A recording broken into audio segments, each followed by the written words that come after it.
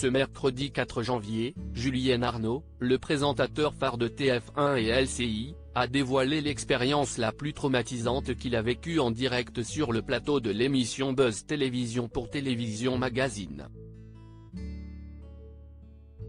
Julien Arnaud est devenu depuis plusieurs années une figure emblématique du groupe TF1. Il remplace son collègue Gilles Boulot à la présentation du 20h lorsque celui-ci est en repos depuis 2012 et a également dû prendre la relève au pied levé de Marie-Sophie Lacaro aux 13h lorsque celle-ci a souffert d'une infection sévère de l'œil pendant plusieurs semaines. Le présentateur était également très proche de Jean-Pierre Pernaut auquel il a rendu un très bel hommage il y a plusieurs mois.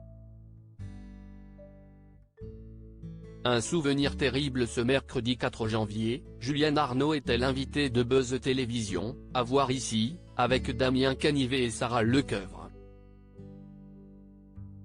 Il s'est confié pendant l'émission sur son souvenir le plus traumatisant à l'antenne, qui a un lien avec l'équipe de France de football. En effet, après la victoire des Bleus à la Coupe du Monde 2018, le présentateur s'est mis dans une situation périlleuse à l'occasion d'une édition spéciale pour le retour des joueurs français à Paris. On m'avait demandé d'être dans l'édition spéciale du retour des Bleus à Paris. J'étais sur la moto qui suivait le bus de Roissy aux Champs-Élysées.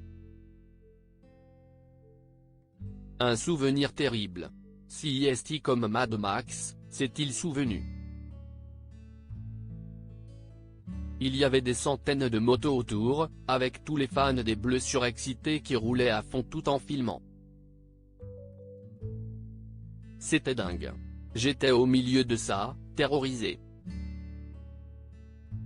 J'ai vu ma vie défiler. Et malheureusement, le présentateur a pris de nombreux risques pour rien, en plus, la liaison ne fonctionnait pas.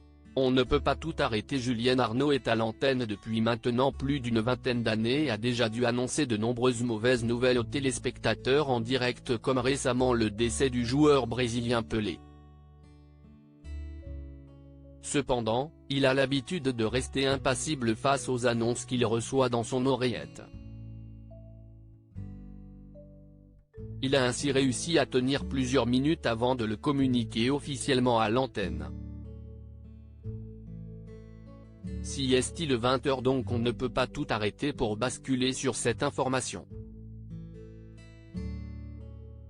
La nécro était déjà prête donc on a laissé passer un ou deux sujets et j'ai ensuite improvisé un lancement, a-t-il expliqué pendant l'émission.